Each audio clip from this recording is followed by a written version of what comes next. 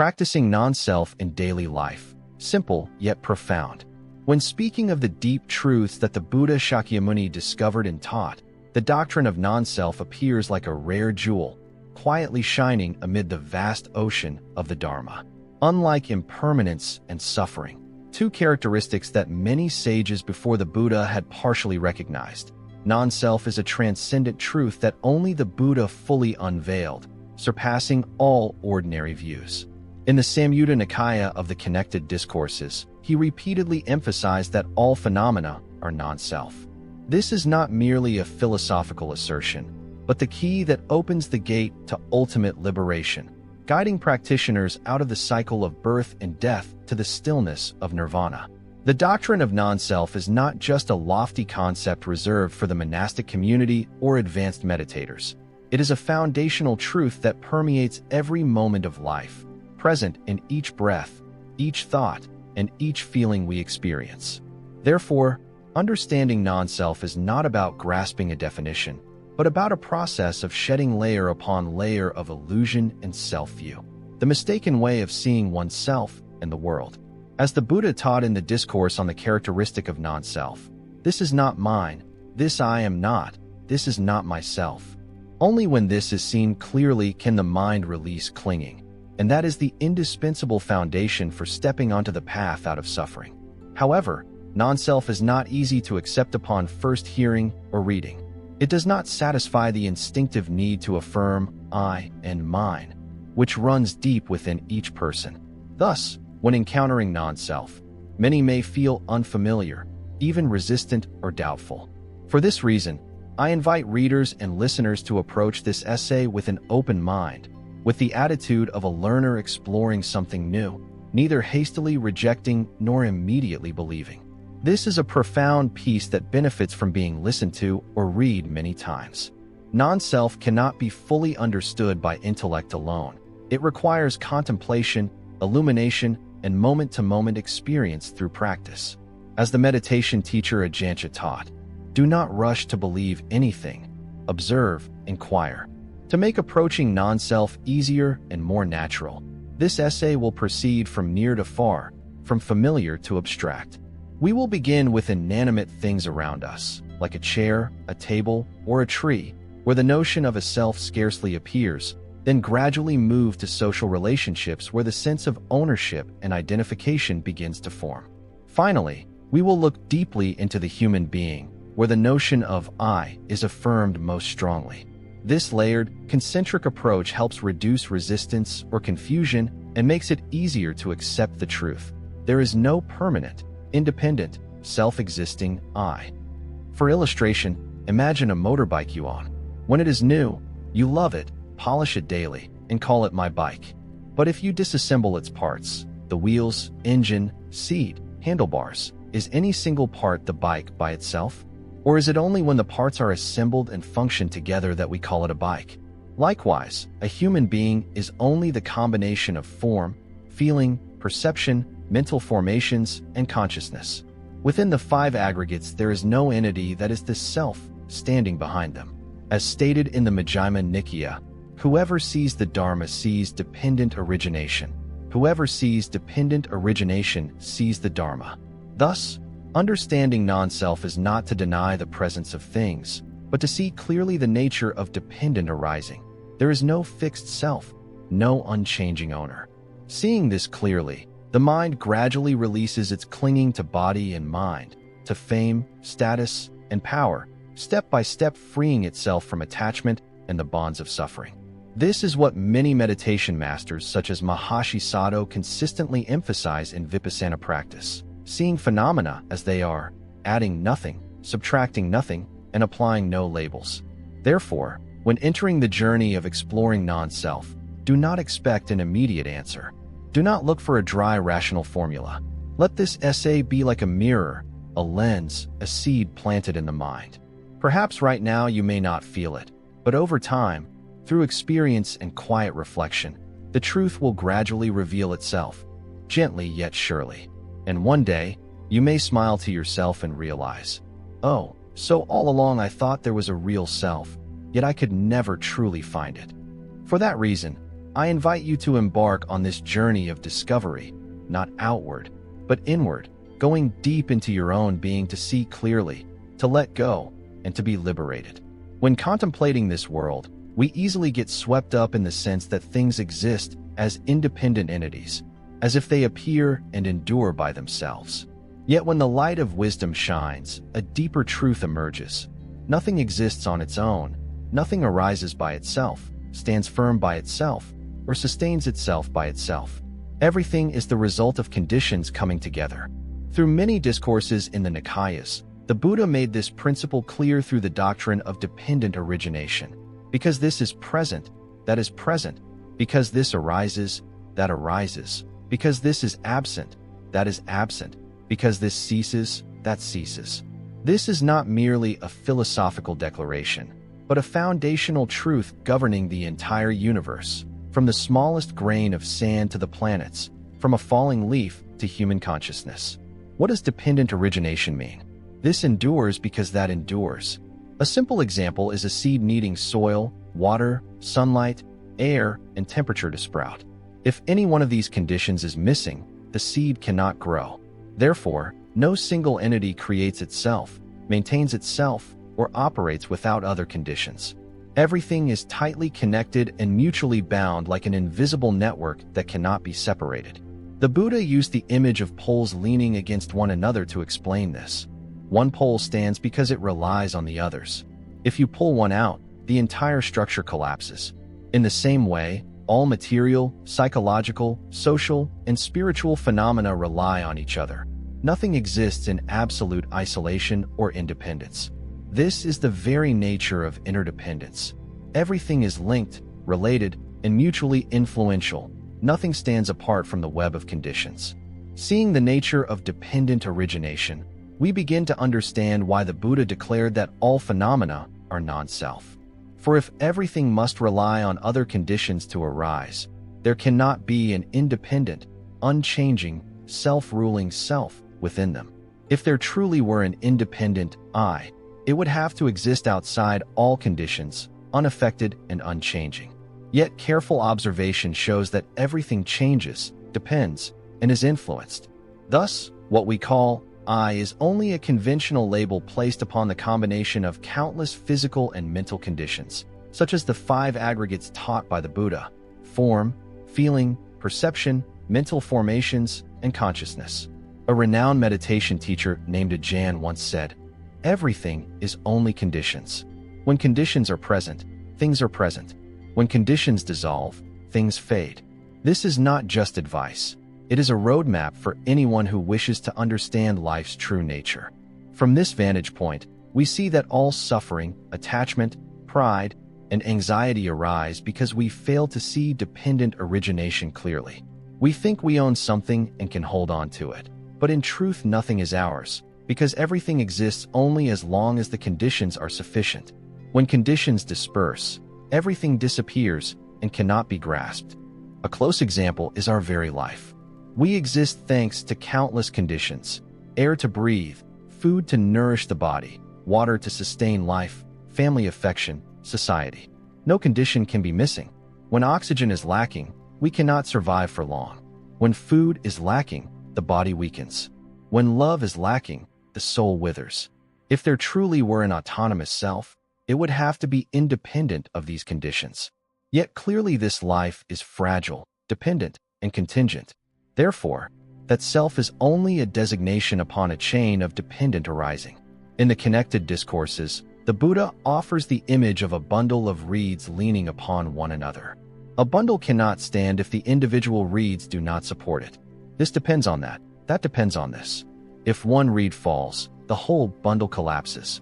This is a profound illustration of dependent origination and reveals the interdependence of all things. Nothing stands by itself. No one succeeds, is happy, or exists entirely apart from community, society, or nature. A Burmese meditation master, Mahasi Sayadaw, reminds Vipassana practitioners to see everything as mere conditions. Not, "I am seeing," but simply seeing.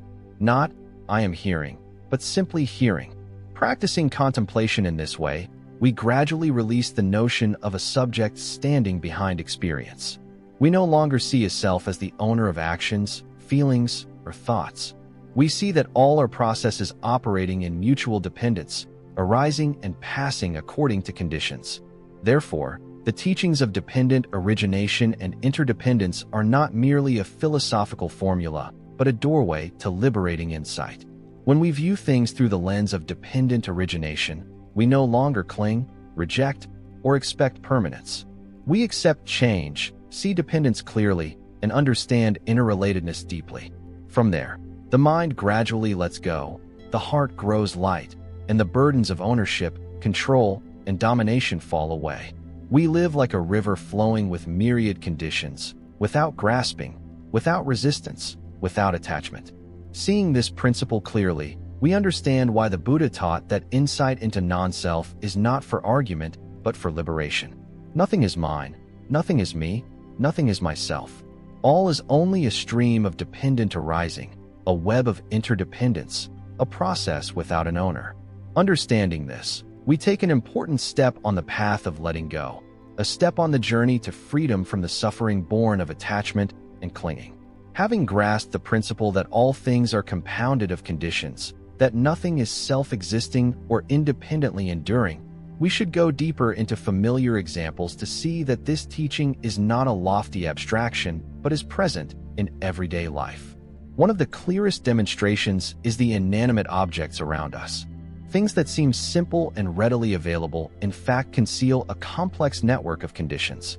Look at a table, a familiar object in every home, office, and school. At first glance, we may mistake the table for a single, solid, self-existing entity.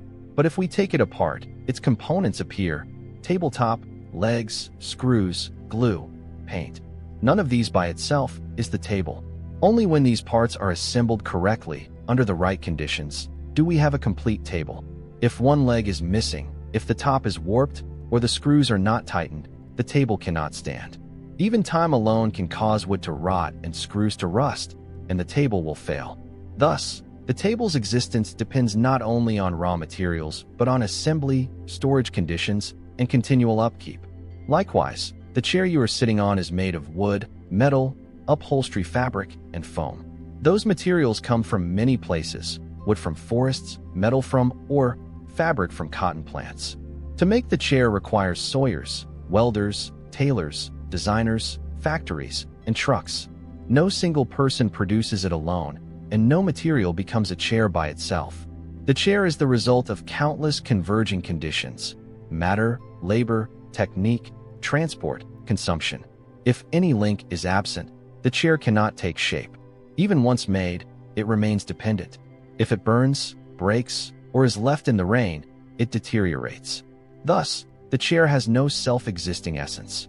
It is only a temporary combination of conditions. Another example is the cup in your hand. It is made of glass, but glass does not exist on its own. It must be melted from sand, lime, and soda at very high temperatures. Someone must blow it, mold it, cut it, and polish it. Then someone must transport it, sell it, and buy it. If any step is missing, no craftsman, no furnace, no truck, the cup cannot reach your hand. Even as you hold it, a drop to the tile floor shatters it, and it is no longer called a cup. Its existence depends entirely on conditions. It does not arise by itself, keep itself, or endure by itself. Next, consider the car you drive each day. It is the result of thousands of assembled components: engine, chassis, wheels, electrical system, brakes, steering wheel. Each part is produced by dozens of factories across many countries. For the car to operate, it needs fuel, maintenance, roads, and traffic laws. Without fuel, it will not run. Without maintenance, it breaks down. Without laws, it easily causes accidents. A small malfunction can stop it entirely. The car is not a self-existing entity that runs on its own. It exists and functions only as long as the necessary conditions are present. Another familiar example is the house you live in. It does not spring up by itself. It needs bricks, cement, sand, steel, wood, and glass. It needs architects, engineers, and workers. It needs permits, funding, and labor. It needs construction time, supervision, and inspection. No single person makes the house alone. Even once finished, the house remains under the sway of countless conditions: weather, maintenance, termite control, security. Without care, the house will deteriorate, fail, and collapse. The house is a collection of material, human, and social conditions, not an independently existing entity. Ajahn Chah once offered a penetrating reminder: regard everything, including the house you live in, as already broken. Then you will not cling or grieve when it truly breaks.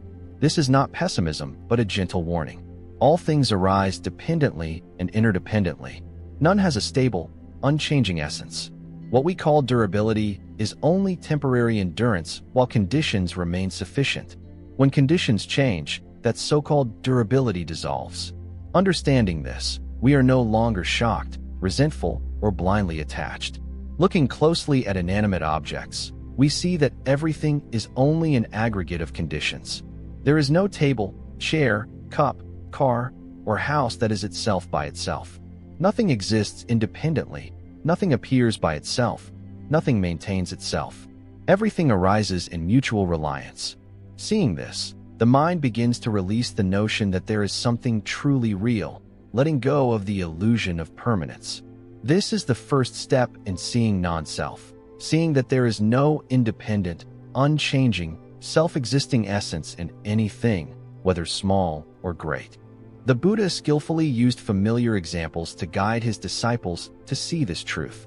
In the Sayukta Agama, he once asked, "Bhikkhus, do the trees in this forest grow by themselves without earth, water, light, and seeds?" The monks replied, "No, blessed one." The Buddha taught, likewise, all phenomena arise dependent on causes and conditions. A simple teaching that contains a liberating truth. Nothing arises by itself. Nothing exists by itself. Nothing is self-governing. When we clearly see this through inanimate things, we gradually extend that vision to more complex phenomena, such as social relationships, psychology, and consciousness. For when we see the dependent nature of the table, the chair, the vehicle, the house, we will also begin to see that every other phenomenon, whether friendship, love, emotions, or opinions, likewise arises dependently and interdependently. Nothing is an independent entity, nothing is a self. And this becomes a firm foundation for us to step further along the path of deeper contemplation, to see that non-self is not just a theory, but a truth permeating every moment of life. After contemplating non-self through inanimate objects like the table, chair, cup, vehicle, or house, we take a deeper step into the realm of social relationships, where the notions of I and mine cling more easily and more deeply and are harder to release. It is precisely here that the teaching of non-self becomes a mirror reflecting most clearly what we habitually mistake as real, permanent, and self. Through many discourses in the Sayutta Nikaya and the Majjhima Nikaya, the Buddha repeatedly pointed to the dependent nature of relationships and to the temporary, composite, and unstable character of all bonds between people. Let us start with friendship, a relationship that seems simple yet contains many layers of meaning. We often call someone a close friend, a soulmate, an irreplaceable person. But if we look closely, that friendship does not arise on its own out of nowhere. It is the result of many conditions: meeting, resonance, sharing, trust. If there were no chance to meet, to study in the same class, to work at the same place, to grow up in the same neighborhood, would that friendship exist? If there were no shared interests, no common views, no hardships faced together, would the friendship endure? And if one day those conditions fade, you move away, change jobs, change lifestyle, that friendship will gradually become distant. Is friendship an independent entity, or only a temporary designation placed upon a cluster of conditions? Ankara once said that we are merely passers-by in one another's lives, so do not cling. Going further, love and marriage, two relationships exalted by society and laden with human expectations, also do not lie outside the law of dependent arising. A love begins with attraction, closeness, and sharing. A marriage is established by commitment, responsibility, law, the consent of family and community. No love exists by itself. No marriage is stable by itself. If one or more conditions change, if feelings fade, trust is lost, circumstances shift, Love also ends and marriage can collapse. Countless couples once vowed eternal devotion, but later parted when the conditions that bound them no longer remained. Mahasiso reminds us that clinging to what is temporary is the cause of suffering. Parental and filial affection may seem natural and inherent, yet it is not a self-existing entity either. This relationship is formed by blood ties, by upbringing, by emotional bonding. A child may be born, but if not raised, not cared for, not loved, can we truly call it a parent-child relationship in the full sense? And as the child grows up and leaves, if feelings fade, that relationship also becomes distant. It exists only as long as the conditions of kinship, care, bonding, and responsibility are present. When these conditions disperse, the relationship loosens and changes. Nothing naturally exists forever. Beyond the family, we see other social relationships: colleagues, customers, political ties, community, and societal bonds.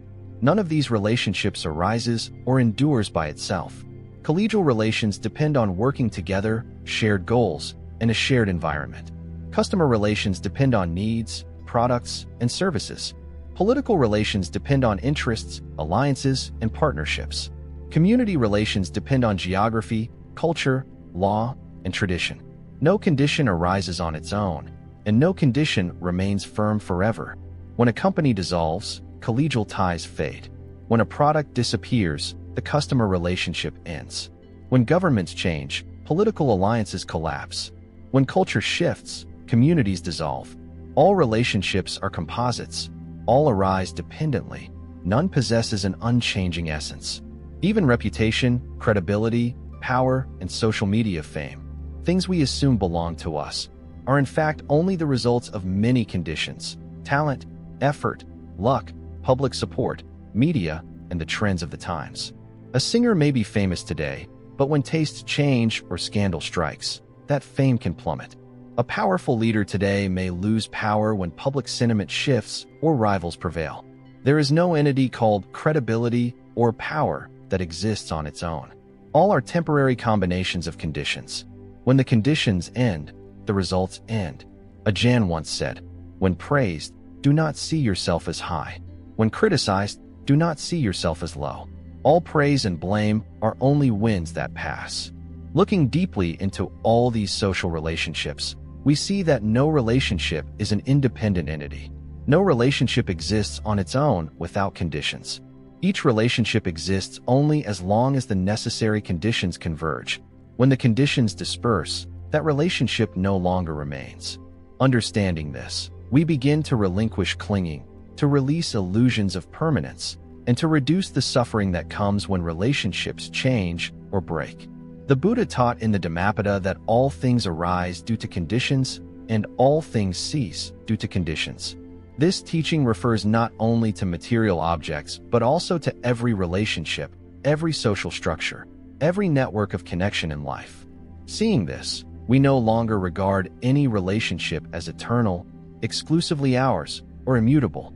We accept change as natural, accept dissolution as part of the law, accept arising and ceasing as an endless dance of life. With such understanding, we do not grieve too long when we lose a friend. We do not collapse when love ends. We do not harbor resentment when a colleague betrays us. We do not despair when a community turns away. We know that all things come and go by conditions.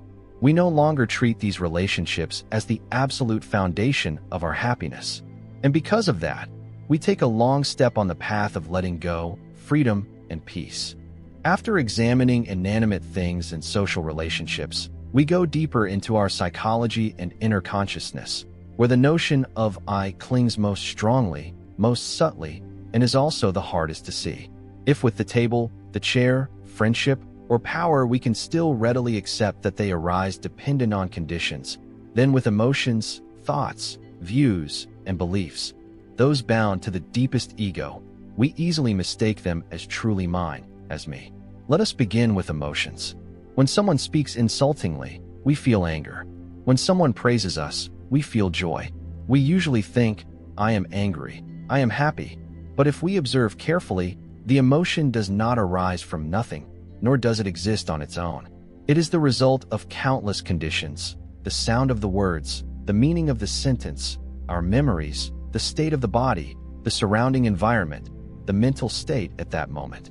If it were the same sentence but in a different context, from a different person, on a different day, the emotion might not arise or might arise to a different degree. So is that emotion me? Or is it only a reaction formed by the combination of many conditions? Mahasiddha teaches, an emotion is just an emotion. It is not, I am angry. There is only anger arising and then ceasing. Further, views and beliefs, things people often regard as their essence, their very core, are also the results of conditions. We believe in a religion, a philosophy, a political view not by chance, but because we were born into a family, a community, a country holding that belief. If you were born in another place, another era, would you still hold that belief? If you grew up in an atheist family, would you believe in God? If you lived in a democratic society, would you still maintain an authoritarian view? Belief does not exist on its own. It is the result of education, environment, experience, media, history, and circumstances. When those conditions change, reading a book, meeting a teacher, going through an event, the belief can also change. So is that belief truly me, truly mine? Or is it only a temporary composite of conditions? Another example is pride and shame, feelings that seem intimate, private, bound to one's self-worth. When we achieve something, we feel proud. When we fail, we feel ashamed. But where does pride arise from? It is not self-existent, but due to recognition by others, praise from society, encouragement from family, and our own comparison with social standards. If no one recognizes or praises us, would the achievement still bring pride? Conversely, shame does not arise by itself. It requires the gaze of others, words of criticism, a standard of comparison. If you lived alone on a deserted island with no one to judge you, you would not feel ashamed of mistakes. Thus, pride and shame exist only as long as the requisite social, cultural, and interactive conditions are present. No condition is self-arising, and no feeling is the essence of me. Next, the feeling of being valuable or worthless, the foundation of self-esteem, of confidence or inferiority, also does not arise by itself. A child raised in a loving family, encouraged and recognized, more easily feels valuable. Conversely, a child who is criticized, neglected, and belittled more easily feels inferior and useless. In adulthood, that feeling continues to be shaped by the workplace, relationships, successes, and failures. No one is born already feeling valuable or worthless. Each such feeling is the result of countless psychological, social, cultural, familial, and educational conditions. And because it is the result of conditions, that feeling is not a self, not me. It comes and goes as conditions change, like ripples on a lake when there is wind. Finally, social roles, titles such as father, mother, boss, employee, citizen, are not fixed, independent entities either. These roles arise due to conditions, blood relations, employment contracts, nationality, law, responsibility. You are a father because there is a child who calls you father. You are a boss because there are employees who call you boss. Without that child or those employees, does the role still exist? When the child grows up, the role changes. When you retire, the role ends. When you emigrate, that nationality changes. The role does not exist by itself. It relies on conditions and exists only as long as the conditions are sufficient. As Ajahn says, when the child leaves, parents are no longer parents in the former sense. All roles are temporary. When we look deeply at feelings, beliefs, views, and roles, we see that nothing within the inner world is truly me, mine, or myself. All are processes that arise dependent on conditions, that exist as long as conditions suffice, and that fade when conditions are lost. The Buddha teaches in the Discourse on the Characteristic of Non-Self that form, feeling, perception, formations, and consciousness are not mine, are not me, are not myself. This is a clear, decisive statement pointing directly to the truth that all the factors constituting a human being are only temporary combinations of conditions. There is no subject standing behind them, no owner, no one in control. When we see this clearly, we begin to release our clinging to emotions, beliefs, and roles. We no longer identify ourselves with them. We are no longer overly proud when praised, no longer excessively ashamed when criticized, no longer in despair when a social role is lost. We know that all is only conditioned, only dependently arisen, not a self. And when we let go of the notion of self, we draw closer to inner freedom and true peace. After observing and contemplating from inanimate things and social relationships to the emotions, views, beliefs, and roles within, a panoramic picture gradually becomes clear, bringing us to a profound conclusion. There is no thing or phenomenon that is an independent entity, nothing that is an immutable essence. All are only combinations of conditions, dependent arising and interdependence. This is not a philosophy for idle speculation, but a truth to be seen with our own eyes, felt with our own hearts, and lived with our whole being. The Buddha repeatedly affirmed this in the discourses. In the Sutta on dependent arising Samanikaya, he said, "Whoever sees dependent arising sees the Dharma. Whoever sees the Dharma sees dependent arising." That is, to see the principle of dependent arising is to see the Dharma, to see the ultimate truth of all phenomena. When we see that everything is dependently arisen, we no longer cling, no longer grasp at a self, no longer fall into the illusion of an independent, unchanging I. Return to the table, the chair, the cup, the vehicle, the house. We see clearly that they are not self-originating, not self-existing, not independent. Each exists only when sufficient conditions are present: materials, labor, tools, technique, environment. When the conditions are lost, the thing disintegrates. A table with a broken leg, a cup dropped and shattered, a house that collapses are no longer called by their original names. Therefore, the table, the cup, the house themselves do not carry any independent essence. They are only temporary combinations of conditions. With social relationships, this principle appears no less clearly. Friendship, love, marriage, parent-child relations, colleagues, community, political ties, all exist only when social, emotional, responsible, and legal conditions are sufficient. When conditions change, distance, time, trust, interests, circumstances, these relationships also dissolve, disappear, or transform. No relationship is an independent entity existing outside of conditions. When we understand this, we will no longer suffer, resent, or fall into deep disappointment when friendship is lost, love ends, marriage breaks, or community divides. Even emotions, views, beliefs, and social roles, things that seem most tightly bound and intrinsic, do not possess an independent essence. Emotions arise due to the impact of circumstances, environment, memory, and brain chemistry. Views are formed through education, tradition, and experience. Beliefs are born from instruction, reception, and social influence. Social roles come from relationships, titles, laws, and contracts. No emotion, view, belief, or role exists by itself or endures forever. All are merely the results of many conditions combined, maintained by conditions, and dissolved when conditions fade. A teacher once taught, "Everything comes and goes. Nothing is yours, nothing is you." This statement is neither denial nor pessimism, but a mindful reminder, helping us see clearly that all things are only combinations of conditions. There is no controller standing behind them. There is no I outside the process, no unchanging entity. All is simply arising and ceasing according to causes and conditions. In his discourses on insight meditation, Mahasi Sayadaw emphasizes, when carefully contemplated, phenomena are only processes. Seeing is just seeing. Hearing is just hearing. Sensation is just sensation. Thinking is just thinking. There is no one who sees, no one who hears, no one who feels, no one who thinks. Precisely when we see in this way, we let go of the notion of a subject, a controlling center, an unchanging self.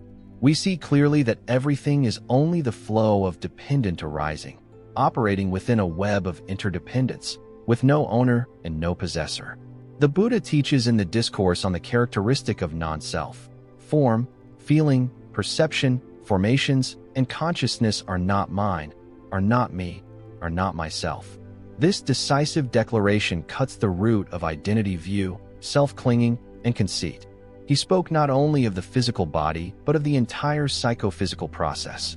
When we see that the five aggregates are only conditional assemblies, arising and ceasing by causes, with no owner, no independent entity, no immutable essence, we see non-self. Understanding this principle, we no longer suffer from clinging, no longer fear loss, no longer despair over change. We accept things coming and going as their nature.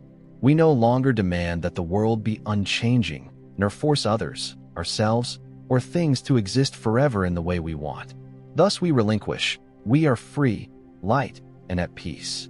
When we see that nothing is self-existent, nothing self-sustaining, nothing independent, nothing an unchanging essence, that all is but a combination of conditions, of dependent arising and interdependence, we have taken a long step on the path of liberation. This is not knowledge to memorize, but a truth to be contemplated day by day, moment by moment, in the smallest experiences of life.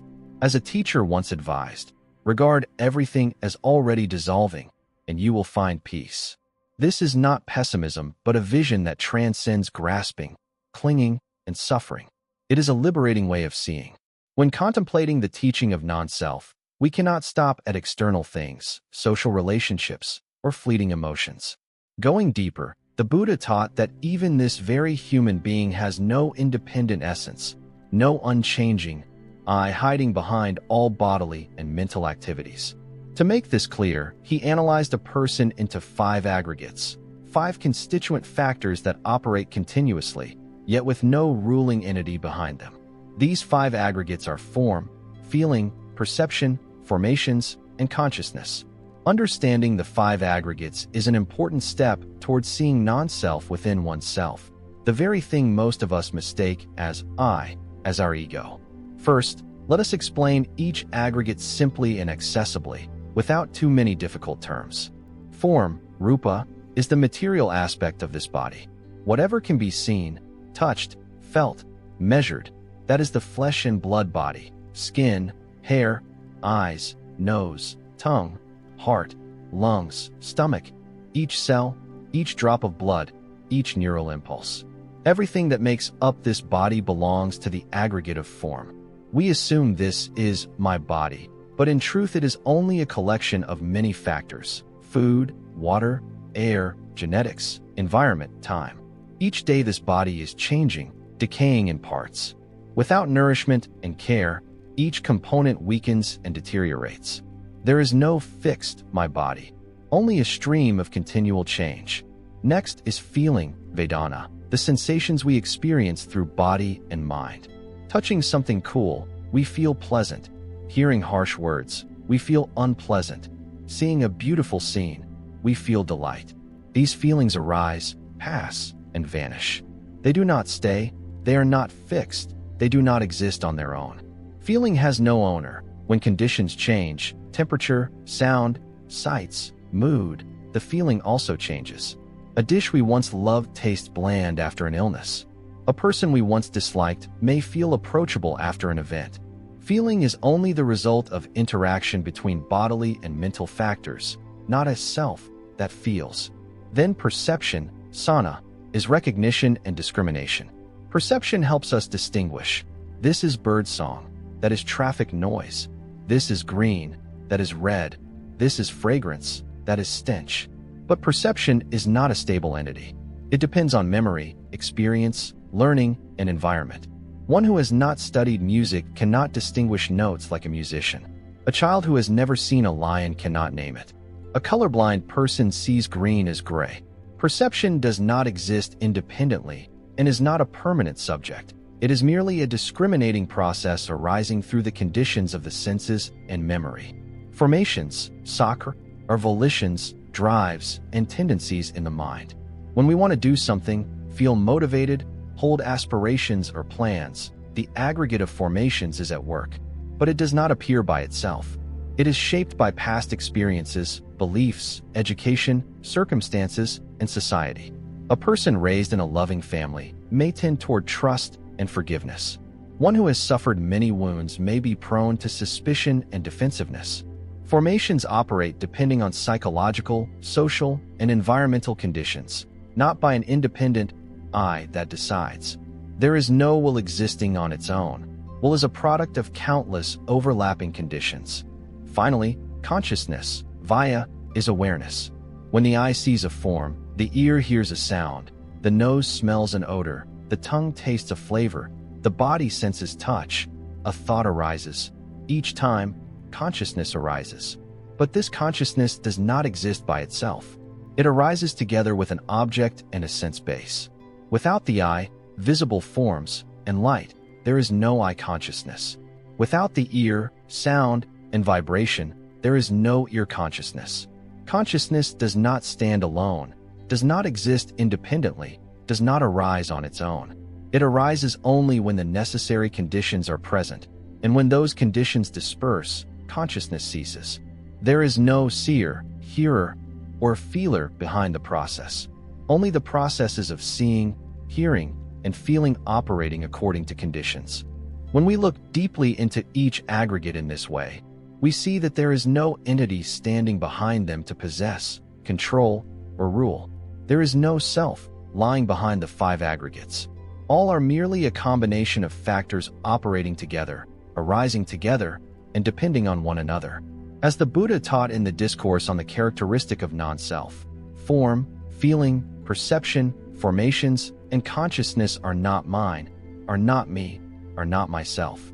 This is a definitive statement that denies every notion of an independent ego. Forever Ansa once taught that these five aggregates are like five bandits passing through a village. They belong to no one, have no owner, and are possessed by no one. They only stop by and then move on. A vivid and profound image showing that the nature of the five aggregates is merely continuous arising and ceasing, without an owner and without any fixed entity controlling them.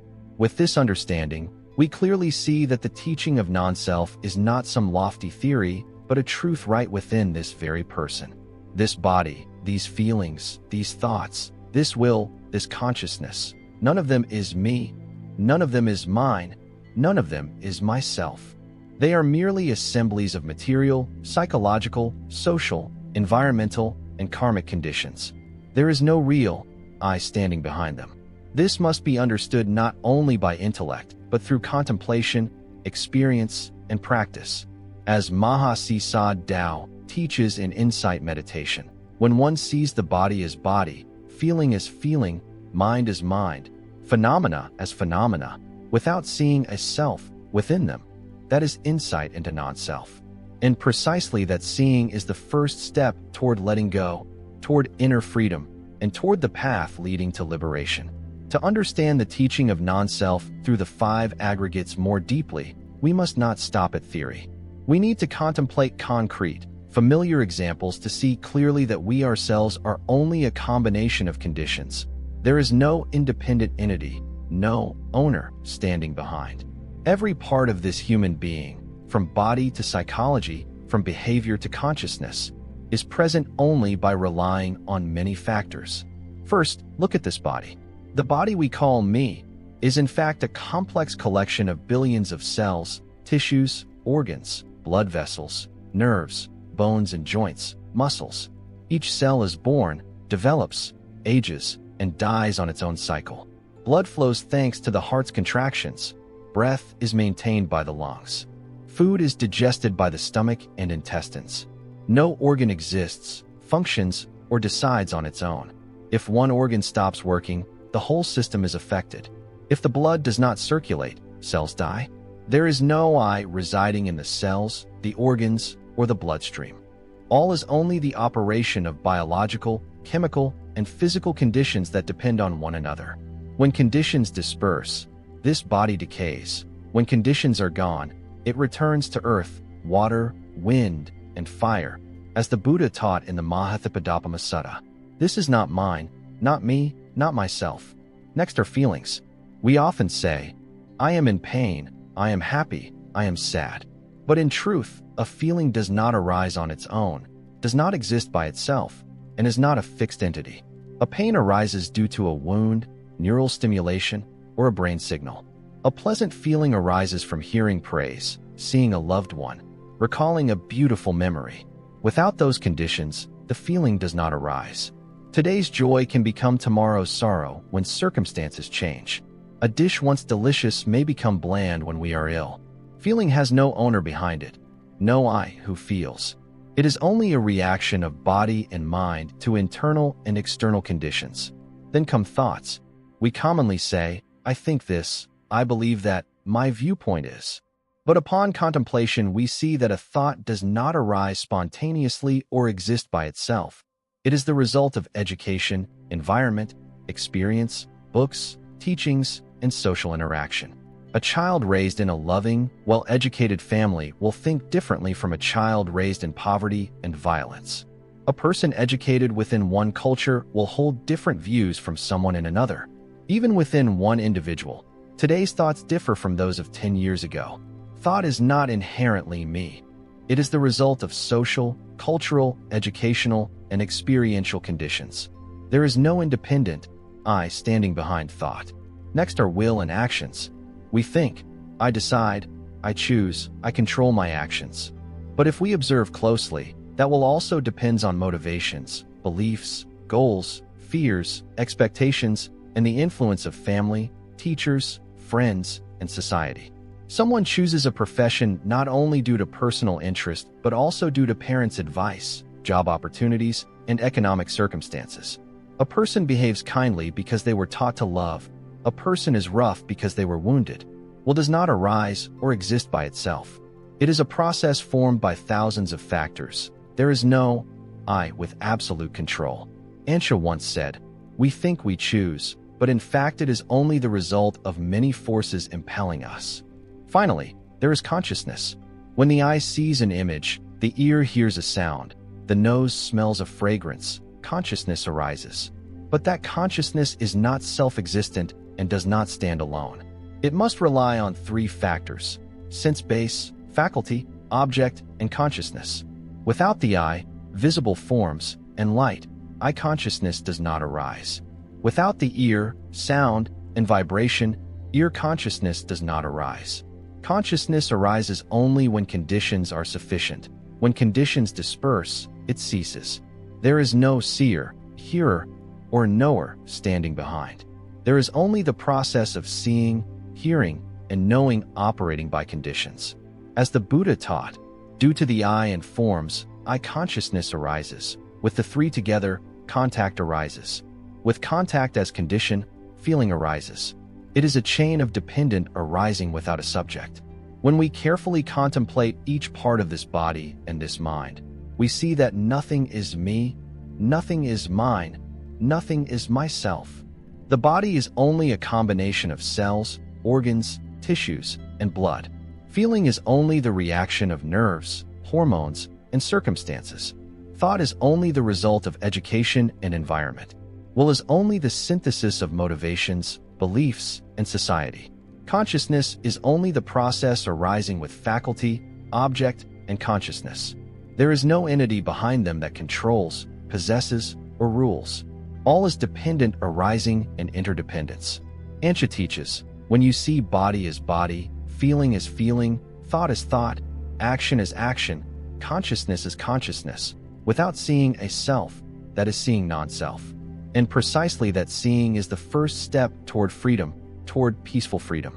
To clarify the teaching of non-self further, we can view the matter from the perspective of modern science, where researchers, biologists, and physicists have discovered truths very close to the spirit of dependent arising and non-self that the Buddha taught more than 25 years ago. When we analyze the human being through the lens of science, we clearly see that a person is not a monolithic entity, not an intact I, but a complex combination of countless material and immaterial components. First, from the physical perspective, the human body is made up of molecules and atoms, and deeper still, of elementary particles. Each cell in the body is a complex microworld, including the cell membrane, nucleus, mitochondria, and ribosomes. Each of these components is composed of protein, lipid, carbohydrate, and nucleic acid molecules, and those molecules are in turn formed from hydrogen, oxygen, carbon, and nitrogen atoms. As science probed further, it discovered that atoms are not solid blocks, but are made of a nucleus, protons, neutrons, and electrons orbiting around. That nucleus is composed of quarks and gluons, elementary particles that themselves have wave-like properties. Particles are not hard, solid entities. The famous physicist Niels Bohr once said, "If you are not shocked by quantum mechanics, you haven't understood it." For at the level of elementary particles, the world does not operate according to ordinary intuition. Those particles are both particles and waves, existing in a probabilistic state, without a definite position or state until observed. Applying this to the body, we see that the very matter underlying this body is not independent and solid entities, but a network of energy, an unceasing process of motion. Another fascinating discovery of modern science is that all the atoms in the human body are continuously changing and exchanging with the environment. Every day, millions of cells die and are replaced. Within just a few years, most of the atoms in your body today will be completely replaced by other atoms coming from food, water, and air. So what exactly is the so-called my body? It is not a fixed mass of matter, but a flow of matter and energy, a continuous exchange with the universe. As the biologist Carl Sagan said, "We are made of stardust." This body is the result of atomic particles that once existed in stars billions of years ago, then drifted through space and combined through countless conditions to form us today. Not only matter, but consciousness, thoughts, and emotions, what we think of as me, are also explained by neuroscience as the results of biological, chemical, and electrophysiological processes in the brain. When a feeling arises, it is due to the release of neurotransmitters such as dopamine, serotonin, and oxytocin. When we recall a memory, it is thanks to the activation of synaptic connections. When we make a decision, it is the result of information processing among brain regions, the prefrontal cortex, the basal ganglia, the amygdala. There is no soul or self independently directing these activities. Each emotion, thought, and decision is the result of countless factors: genetics, environment, memory, experience, physiological state. Neuroscientists like Benjamin Libet have conducted experiments showing that the brain initiates the decision to act before a person becomes consciously aware of that decision. That is, when you think, "I decide to raise my hand," in fact, your brain has already sent the signal to raise your hand before your consciousness knows it. This discovery shakes the belief in an absolute free will, an independent self-controlling action. Modern science, across many fields from biology and physics to neuroscience, has been arriving at a conclusion consonant with the Buddhist teaching of non-self. There is no immutable entity, no fixed self, no independent subject standing behind all phenomena. A human being is a composite of matter, energy, biological, social, psychological, and cultural processes. There is no soul or eternal ego hiding behind them. As the scientist Francis Crick, co-discoverer of the structure of DNA, once wrote, your joys and sorrows, memories, ambitions, sense of personal identity, and free will are in fact nothing but the behavior of nerve cells and the molecules associated with them." Relating this to the teaching of non-self, we see an astonishing harmony between modern science and the Buddha's enlightened wisdom. More than 25 centuries ago, the Buddha taught, form, feeling, perception, formations, and consciousness are not mine, not me, not myself. Today, science shows that the body has no fixed entity, that consciousness has no unchanging center. Everything is process, interaction, a network of conditions. Thus, from both scientific and doctrinal directions, we arrive at a single view. There is no self, nothing truly mine. Understanding this, we no longer view this body and mind as fixed entities, no longer cling to a rigid self. We see ourselves like a river. No single drop is me, yet the whole current forms this shape. And as Anatta once taught, this body is like a sponge floating on a stream. It appears for a while and then dissolves. Having looked deeply into the 5 aggregates, having contemplated each part of the body, each feeling, each thought, each action, and even consciousness, and having related these to the discoveries of modern science, an overall picture gradually becomes clear about the true nature of this human being. It is a conclusion simple in words yet steeped in profound wisdom. This body, this mind are not me, not mine. There is no real I, no real mind. All are merely provisional names for a set of conditions operating and arising and ceasing moment by moment. The Buddha repeatedly emphasized in the Nikayas, whatever is dependently arisen is non-self. Because all things and phenomena rely on conditions to appear, are not self-originating, not self-sustaining, not self-maintaining. There cannot be an independent, autonomous, immutable entity standing behind them. This body is nourished by food, water, air, genetics, and environment. This mind is shaped by education, experience, culture, language, memory, and emotion. Nothing here is mine or is me. Each component exists only as long as conditions remain. When conditions disperse, it too disperses. A familiar image the Buddha used in the discourses is the chariot. A chariot is called a chariot when parts such as wheels, frame, seat, engine, and steering are properly assembled. But when those parts are taken apart, what is the chariot? No single part is the chariot by itself. And if no parts are assembled, the term chariot becomes meaningless. Likewise, a human being is only a provisional name placed upon the temporary combination of the five aggregates. When the five aggregates disperse, that name disappears. There is no true self standing behind. On once taught, when you look at this body and mind, do not see them as me. See them as a log floating down a river, arriving and departing, owned by no one. This is not to deny the value of life, but to remind us not to cling, not to be deluded, not to imprison ourselves in the illusion of an immutable self ruling all. Looking deeply into this body, we see it is not a monolithic entity but a composite. This skin, these bones, this blood, these nerves, each part is sustained by food, water, oxygen, and light. Each part is composed of cells, atoms, and elementary particles. No part is inherently mine. Each drop of blood, each cell will one day disintegrate and return to earth, water, wind, and fire. Looking deeply into this mind, we see that feelings, thoughts, actions, and consciousness are not inherently me either. Each feeling arises from the interaction of senses and objects. Each thought is the result of education, memory, and experience. Each action is the result of motivation, belief, and social context.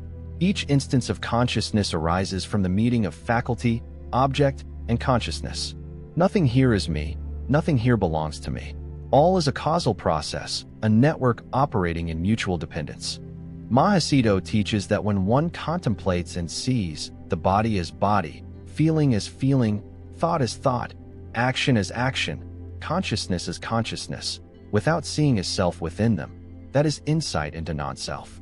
This vision is not a philosophical notion but a vivid, living experience, felt through direct observation and sustained practice. And that seeing leads to letting go, to lightness, to liberation from clinging and suffering. Understanding that this body and this mind are not me, not mine, not myself does not mean rejecting or hating the body and mind. On the contrary, it helps us live with them more lightly, without identification, without bondage, without clinging. When ill, we know this body is ill, but it is not I who am in pain.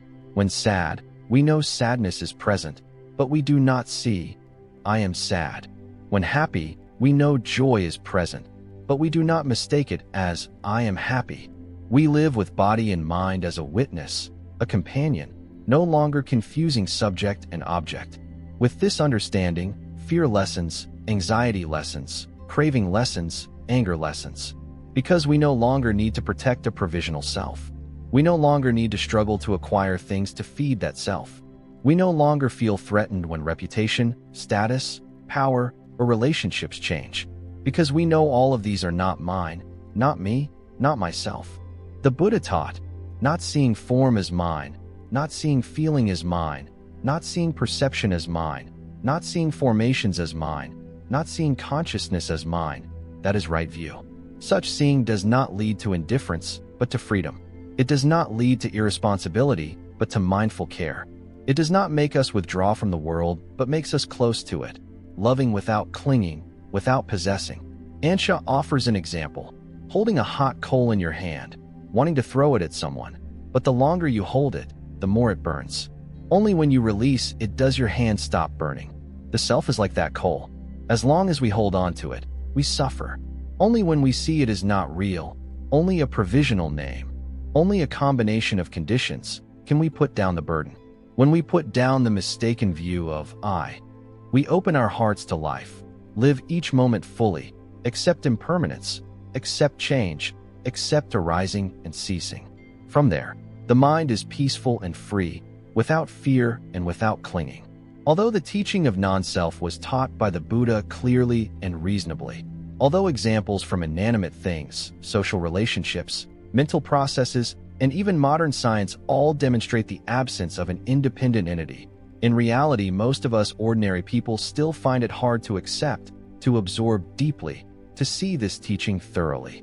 We easily accept non-self and external things, but when turning back to ourselves, the sense of I am me, clings very tightly, subtly, and is hard to uproot. An important reason is that ordinary experience is bound up with dualistic consciousness. Always a seer and the seen, a hearer and the sound heard, a feeler and the feeling felt. Even if we understand intellectually that there is no self, when we ache, when we are insulted, when we lose something, we react as if there were truly someone being hurt, enduring, suffering. The sense of a subject is not just a concept, but a psychological and physiological reaction, nourished by countless habits and long-standing conditioning. As Insa taught, the self is the greatest illusion yet the hardest to let go of. The Buddha taught that the vision of non-self cannot be attained merely through reasoning, analysis, listening to talks, or reading books. It must be directly realized through practice, through contemplation, through meditation, through a deep, immediate seeing into body and mind in the here and now. In the Connected Discourses, he says, even if one hears hundreds of thousands of teachings, if one does not see the Dhamma for oneself, one does not attain peace. Therefore, understanding non-self in words and reasoning is only the first step. To enter into it requires an experience beyond concepts. Another difficulty is deep-seated craving and clinging. We cling. This body is me. This feeling is mine. This thought is mine. This view is me. That very clinging makes the sense of I more and more certain, more and more solid, harder and harder to shake. Each success puffs it up. Each failure shrivels it. Each praise makes it jubilant. Each blame makes it ache. All our lives we nourish a fragile, easily wounded self, yet we dare not face the truth that it does not exist as we imagine. The Buddha called this mistaken view identity view, the first wrong view that a stream enterer must abandon to enter the noble stream. Identity view is the mistaken seeing that these five aggregates are me, are mine, are myself. As long as we have not broken identity view, we still mistakenly believe there is an owner, a controller, a master of this body and mind. When identity view collapses, we see the five aggregates are only processes, only phenomena operating, with no one behind them directing. But breaking identity view is not easy, for ordinary people are accustomed to seeing the world through the lens of self-clinging. From childhood, we were taught, this is you, this is your body, this is your opinion. Society, family, and education all reinforce the notion of a separate self. Praise and blame, rewards and punishments, all target that I. Therefore, when hearing there is no self, we feel fear, confusion, resistance. Ajanta says, when people hear there is no self, they think they will disappear. But in fact, what they lose is only the illusion. What remains is freedom. Hence, only the noble ones fully realize non-self, free from even the slightest clinging. A stream enterer abandons identity view, doubt, and attachment to rites and rituals.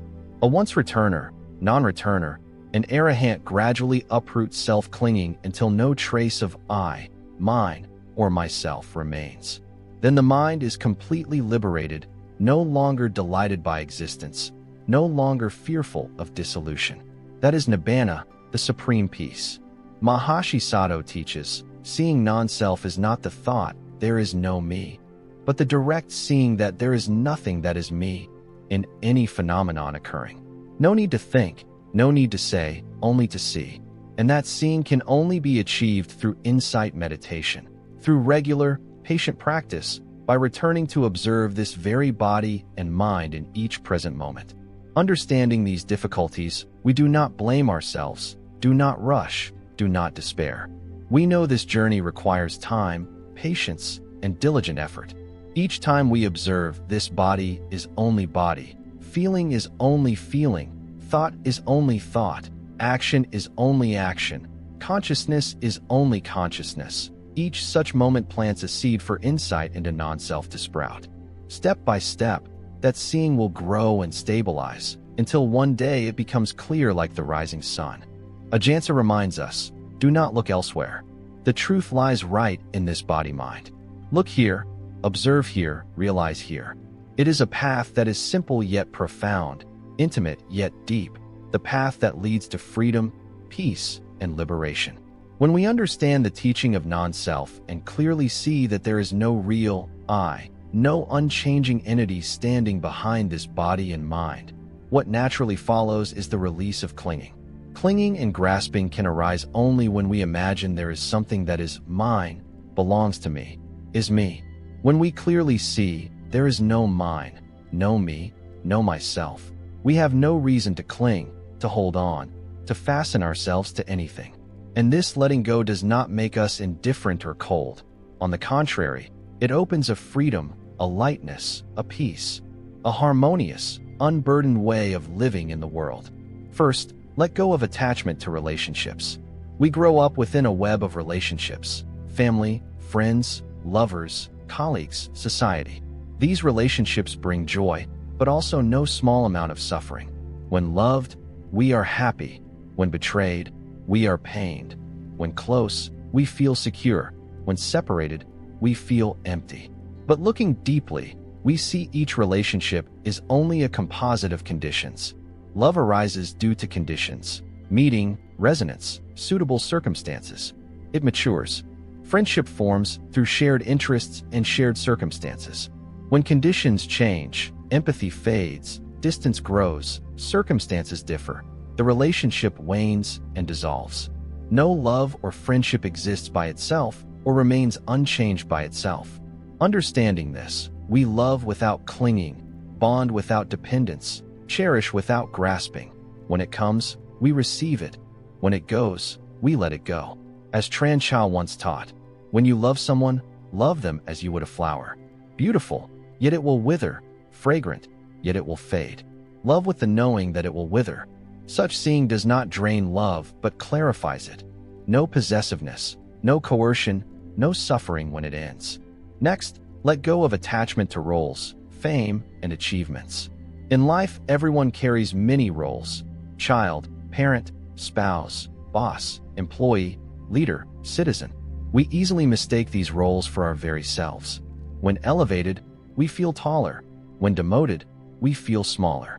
But looking deeply, we see each role exists only thanks to social conditions, laws, and others' recognition. One day, when we retire, when a company dissolves, when we are removed from office, the role is gone. What remains then? The role is not me. It is only a temporary coat worn over this body, to be taken off when the time comes. Mahasato once reminded us, do not identify with title or status. They come by conditions and go by conditions. Seeing this, we fulfill our roles without self-identification. As a boss, we perform the boss's duties well. As a father, we fulfill a father's responsibilities. As an employee, we devote ourselves to the work, but we do not identify as I am the boss, I am the father, I am the employee. Without identification, we are not arrogant in success. Without dependence, we do not collapse in failure. We do not panic when we lose office, power, or position. At the same time, let go of attachment to achievements. After years of studying, working, and striving, we attain certain successes, a position, an award, assets. We think, this is my result, my effort. But on closer look, those achievements are not only due to personal effort, but also to countless conditions: parents' nurture, teachers' instruction, colleagues' support, society's opportunities, favorable times. No one succeeds entirely by their own strength. Nothing is exclusively mine. Seeing this, we value achievements without conceit. We keep results without heaviness. We are glad to have them, and not overly pained if they are lost. The Buddha taught, all that pertains to us, body, feeling, perception, formations, consciousness, intention, is impermanent and subject to decay. It is a reminder that everything we call mine will change, dissolve, and vanish. Understanding this, we live at ease amid success and failure, gain and loss, praise and blame, honor and disgrace. No longer clinging, no longer heavy-hearted, no longer frantic in protecting a provisional I. Ajahn gives a vivid image. Life is like a person seated in a horse-drawn carriage. They think they are controlling the horse, but in fact the horse runs according to its own path, its own conditions. We sit and watch, imagining we are in charge. Understanding this, we loosen our grip on the reins, stop trying to control everything, stop forcing life to follow our will. We let things come and go naturally, in accord with conditions, no compulsion, no grasping. Letting go of clinging is not resignation, not apathy, not evasion of responsibility. On the contrary, letting go is the very way of mindful living. To appreciate without possessing, to care without claiming, to safeguard without binding. We live wholeheartedly with what is here, yet do not depend on it as the foundation of our happiness. True happiness does not lie in the object, but in the clear seeing of the non-self nature of all phenomena. One of the deepest applications of the teaching of non-self is that it helps us face suffering with composure and freedom. When we see clearly that there is no real I being insulted, no real I failing, no real I losing, anger, sadness, shame, and despair grow lighter and dissipate like passing clouds, like thinning smoke. With no I to protect, no I to preserve, no I to be wounded, suffering finds no foothold. Consider anger. When someone speaks insultingly, disparages, slanders, betrays us, we flare up. It feels as if they have insulted me, hurt me, looked down on me. But if we observe carefully, we see the words or sounds traveling through space, touching the ear, entering the mind. The mind judges those sounds as insulting, then, combining memory, experience, and view, anger arises. In truth, there is no I that is insulted. There is only a process of hearing, evaluating, reacting.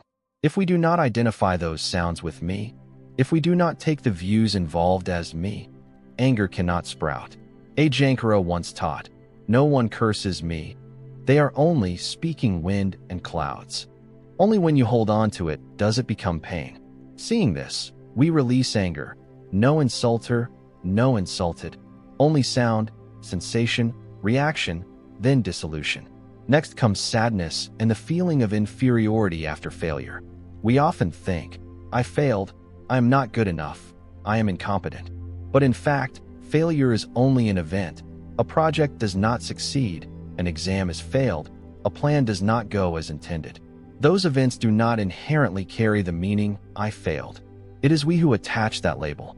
If we view the event as it is, without labeling and without identifying, we will see a project that did not succeed, an exam that was failed, a plan not yet achieved. These are happenings, not me. When there is no identification, inferiority has no place to arise, and sadness does not have the strength to imprison us.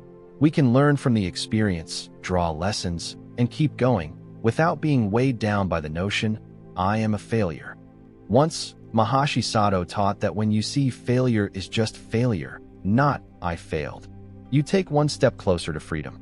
Indeed, the nature of events does not hurt us. It is the clinging of I that hurts us. Understanding this, we feel lighter, we blame less, we torment ourselves less, and we gain the strength to get up and move on. Then there is the pain of loss and separation.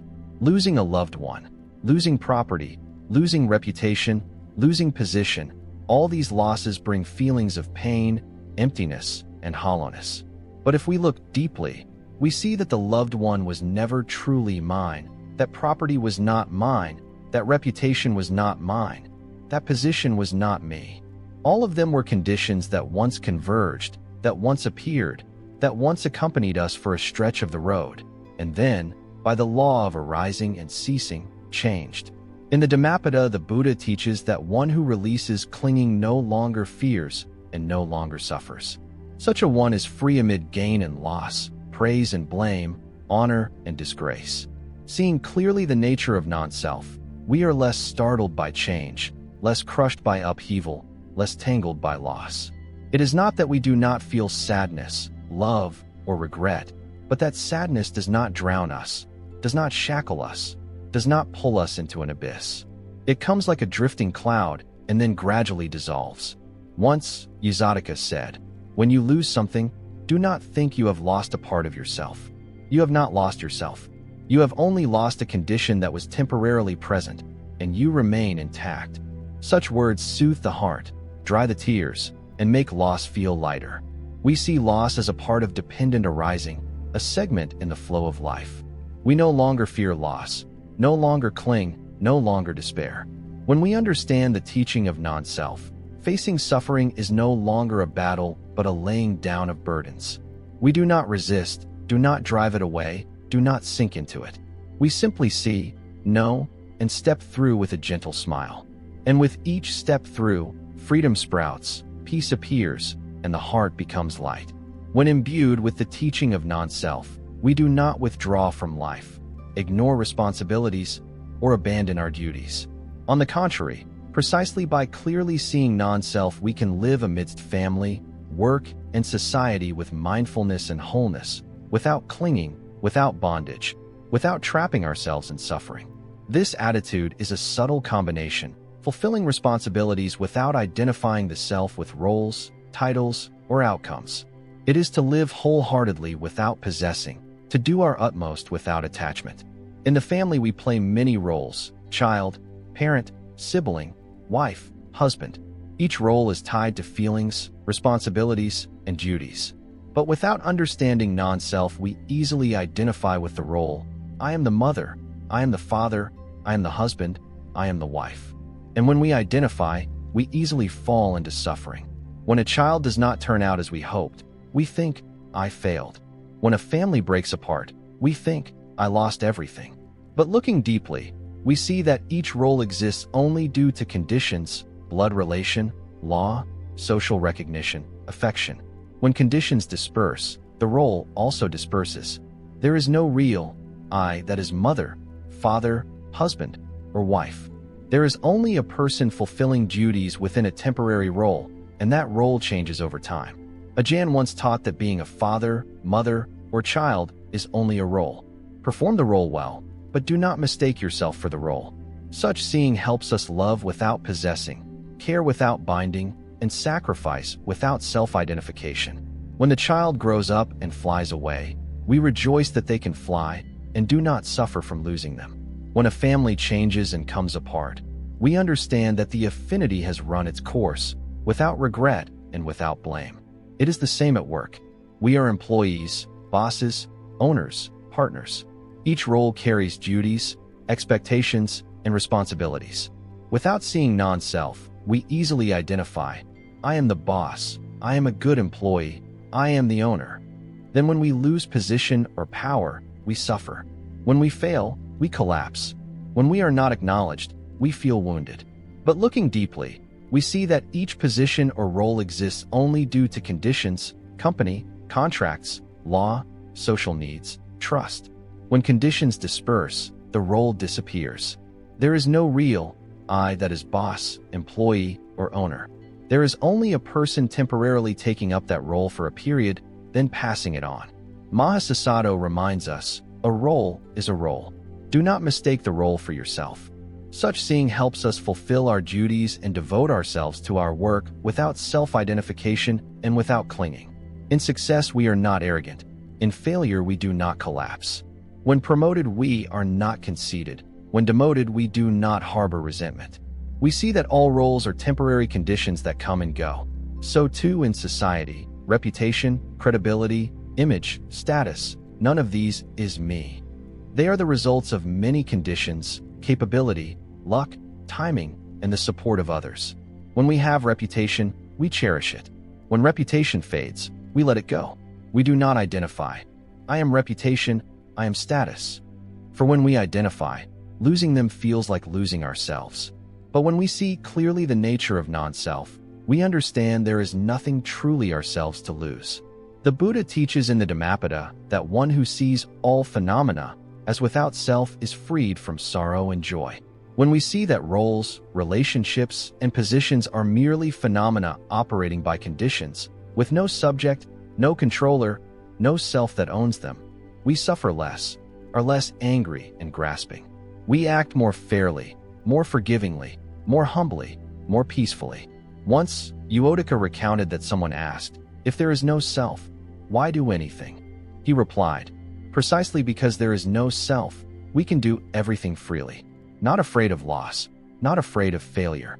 Truly, when we release attachment to self, we are no longer burdened by success or failure, no longer enslaved to image and titles.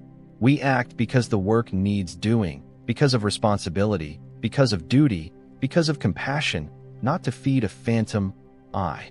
Living like this, we are free in every role, light in every relationship, steady in every change. As parents, we fulfill our duty without possessing our children. As employees, we are dedicated without depending on fame. As leaders, we serve rather than cling to power. As friends, we are sincere without binding. Each role is a segment of conditions, each duty an opportunity to practice non-self. Day by day and moment by moment. This understanding opens a life that is deep and free, loving without attachment, connected without bondage, caring without possession. This is the life of one who sees non-self in all phenomena. One of the deepest, most subtle, and hardest places to see clinging is the identification of oneself with one's own emotions, thoughts, achievements, and views. We are accustomed to saying, "I am sad, I am angry, I am happy, I think this, my opinion is that, this is my achievement." But if we look deeply and contemplate carefully, we see that those feelings, thoughts, opinions, and achievements are not me, not mine, not myself. They are merely arising and passing phenomena, dependently arisen processes, dharmas that appear based on conditions. A feeling of sadness arises. We assume, "I am sad." Yet in fact that sadness does not arise by itself. It is the result of a chain of conditions, a remark, a memory, a situation, a recollection, a physiological state, a tiring day. Without those conditions, that sadness would not arise. If we do not identify it as me, but simply see that sadness is present, we have separated the subject from the object. As Azent once taught, a feeling is just a feeling. Don't turn it into "I am feeling." Seen this way, sadness becomes lighter, looser, less clinging. A thought arises. We usually think, "I am thinking this." But if we observe, we see where the thought came from. It may be the result of new information just received, an old memory resurfacing, a long-standing habit of thinking, or social influence. No, I independently manufactures that thought. The thought arises when conditions are sufficient and fades when conditions fade. No one stands behind it directing it. Seeing this, we are no longer swept along by thoughts and no longer mistake a thought for who we are. We often take pride. This is my achievement. But looking deeply, that success is not solely ours. It is the result of many conditions: parents' nurture, teachers' guidance, colleagues' support, favorable circumstances, health, opportunity. Without those conditions, the achievement would not have occurred, and it is not entirely mine. Seeing this, we appreciate without conceit, feel grateful without arrogance. Success does not puff up the self, failure does not shrivel the self, because there is no self in success or failure. Mahasasado once reminded us, observe body, feeling, mind, and phenomena like a passerby. They come, are seen and known, then go. Do not hold, do not chase, do not try to own. This attitude helps us live with ourselves as a mindful witness. This body is tired. This feeling is present. Simply know that the feeling is present. This thought is arising. Simply know that the thought is arising.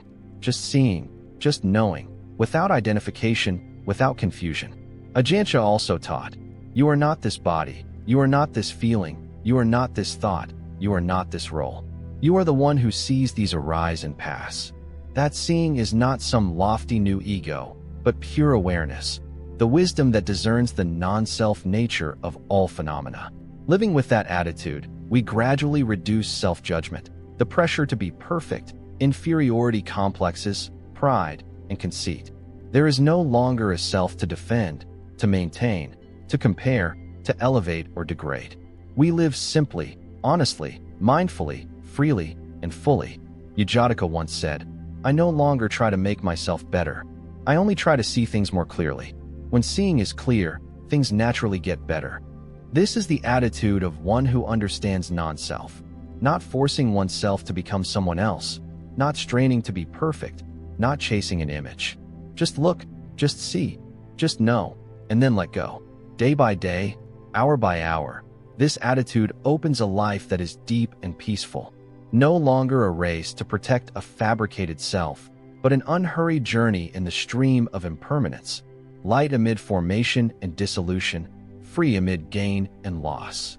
The teaching of non-self is not only presented in the scriptures, but is also conveyed by meditation masters through simple, profound, and intimate instructions that guide practitioners back to observing themselves.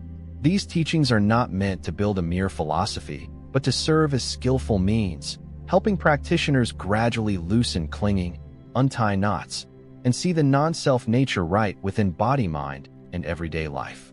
Ajahn, a renowned time master, compared non-self to a chair with a broken leg.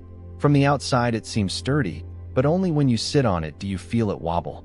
This body, this mind, our roles, status, fame, and wealth are the same. We think they are ours, think they are real, but they are not stable. Eventually, we cannot hold them. From this insight he taught, do not lean on anything, do not cling, do not grasp, do not rely. Stand on the clear seeing that there is nothing to hold. When there is no place to cling, the mind is free. When there is no prop, the mind does not collapse. When there is nothing to protect, the mind is at peace. Yajataka, a Burmese master, often reminded, you cannot hold on to anything. You are only holding an illusion. Letting go does not mean losing. Letting go means knowing there is nothing to lose. This saying reminds us that clinging causes the pain, not the loss itself. It is precisely because we believe there is a self and a mine that when things change, we suffer. But if we see there is no such self, the pain gradually dissolves. Mahasiddhanta, a master of insight meditation, taught, when observing phenomena, do not look for me in them. Do not try to grasp, do not label. Just see, just know. Seeing, just seeing. Hearing, just hearing. Feeling, just feeling. Thinking, just thinking. No one sees, no one hears, no one feels, no one thinks. This is not a dry theory, but a vivid experience. When contemplation is deep, the self dissolves, and only the flow of phenomena remains. Once someone asked Anatta, if there is no self, then who is living, who is meditating, who is being liberated? He smiled and said, no one, only phenomena operating. Because we are used to language, we say I am meditating. In truth, there is only the body sitting, the mind knowing, the breath going in and out. No one sits, no one knows, no one breathes. This answer shatters the final subtle clinging, the notion of a meditator, an enlightened person, an attainer. Ajahn also taught, everything comes and goes. Let things come, let things go. Do not hold, do not chase, do not force anything at all. When you have nothing to hold, nothing to chase, nothing to do, the free mind appears. This teaching is the crystallization of non-self in practice. No interference, no control, no compulsion, no coercion. Only seeing, only knowing, only letting go. If we let go of everything, will life become meaningless? He replied, not letting go is what makes it meaningless. Because holding on brings pain, holding on creates fear, holding on prevents us from loving fully. When you let go, you love for the sake of loving, not for possessing.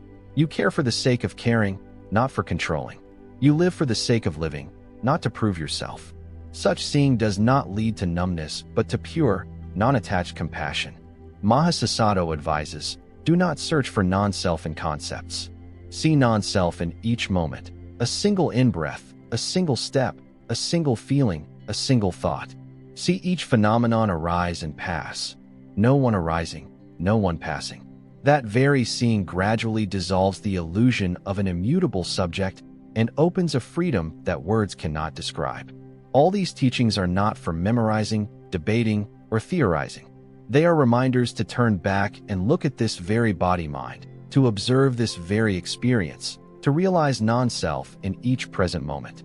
This is the path of direct realization, not speculation, of direct seeing, not belief, of freedom here and now, not a promise for the future. After all the teachings and all the contemplation, what matters most is to return to practice, to experience for oneself, to see clearly for oneself. The doctrine of non-self cannot be grasped by intellect, attained by memorization, or fully understood by rote learning. It truly opens only when we directly observe and directly realize it in each moment of living.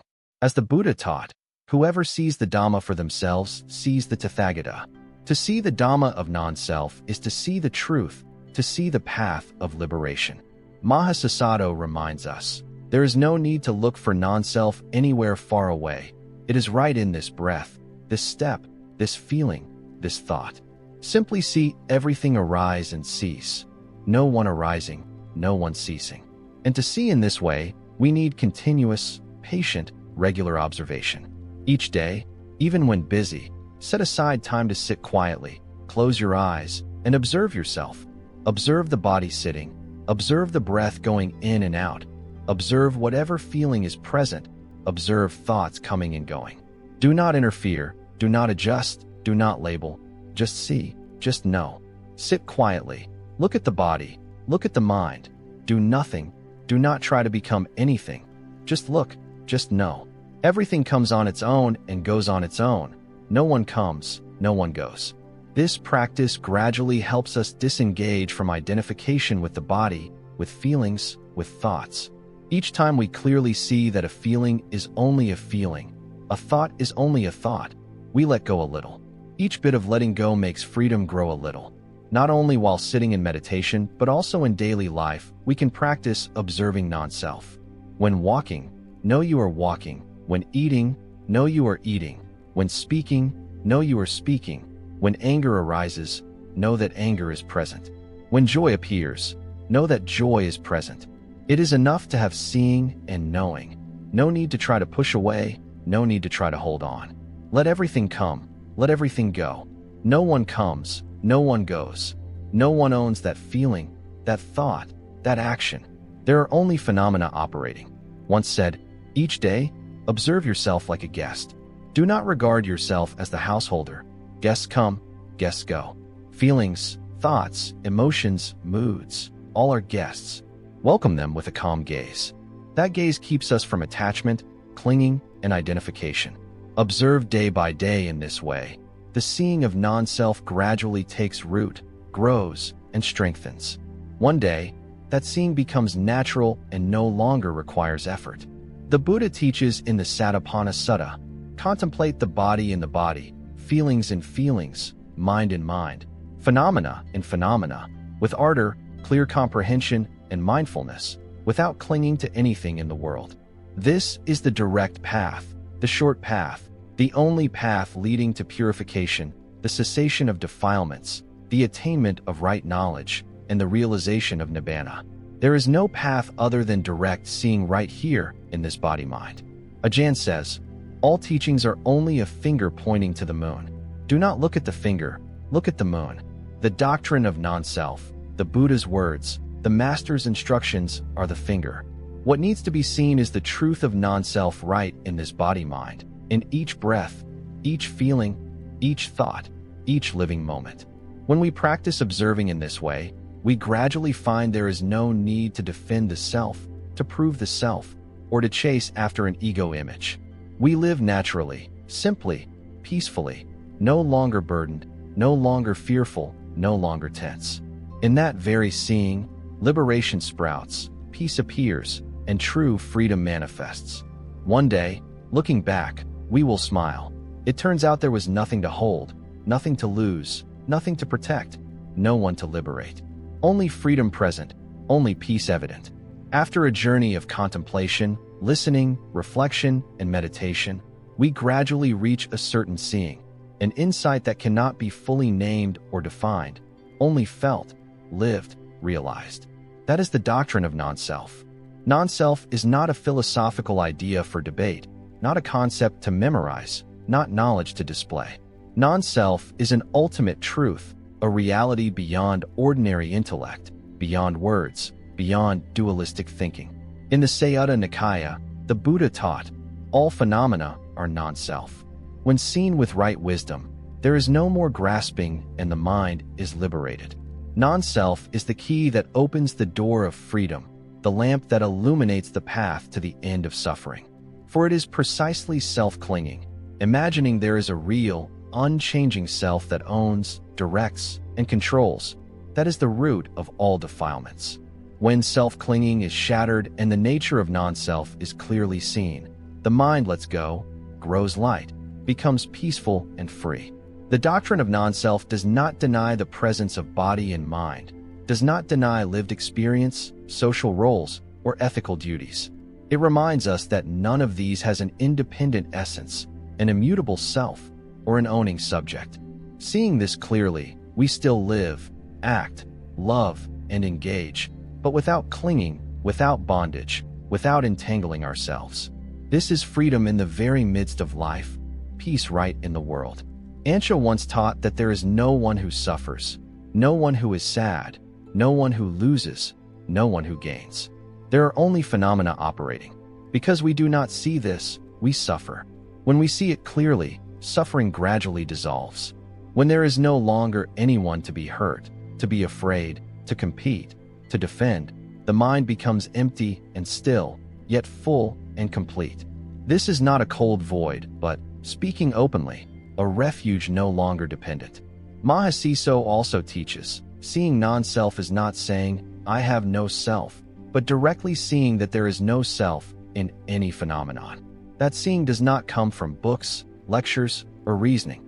It comes only when we ourselves observe and experience, when we face each feeling, each thought, each mental state, each bodily change, right in this very moment. And precisely for that reason, the doctrine of non-self cannot be fully understood instantly, cannot be grasped right after a single talk, a single book, a single course. It needs to be heard many times, read many times, reflected on many times, contemplated many times, practiced many times. Each time we return, each time we listen, a layer of mist dissolves, a patch of cloud clears, a bit of light appears, and little by little, that seeing grows steady and bright. Ajahn reminds us, do not rush to understand, do not try to force understanding. Just listen, just observe, just let the teaching soak in. One day it will become clear on its own. That message is like comfort and encouragement, a gentle hand placed on the seeker's shoulder. There is no need to force yourself to understand immediately, no need to be impatient, no need to blame yourself. Be patient, be patient, be patient. And do not think that non-self is something distant or abstract, reserved only for the exalted. The Buddha teaches, begin right here in this body-mind, in this very moment. Observe a feeling, a thought, an action, a state. Just see, just know, do not identify, do not cling. Each such moment of observation is a moment when non-self shows itself, a moment when freedom peeks open. Yazadaka once said, watch a drop of water fall from a leaf, a passing breeze, a drifting cloud. See non-self in these, and you are stepping into freedom. No need to search far, no need to run anywhere. Just return to what is happening right now. And finally, I want to offer you a heartfelt message. The doctrine of non-self is an open road with no end point. Each step is a step closer to truth. Each moment of observation is a lightening of the burden. Each letting go is a little more freedom. Walk with an open heart, with patience, with reverence. Do not force yourself to go fast. Do not blame yourself for going slow. Every step has value. Every step is precious. Every step is part of the journey. On teaches, walk step by step by step. Do not look too far ahead. Do not crave speed. Each step is complete. Each step is an arrival. The path of non-self is not a destination at the end of the road. It is the road itself, the very steps, the very moments, each seeing, each knowing, each letting go. And if you keep walking, keep observing, keep contemplating, freedom will grow, peace will grow, and clarity will brighten. One day you will look back and smile. realizing you never went anywhere, never lost anything, never held anything. Freedom has always been there. Peace has always been present right within this very body-mind.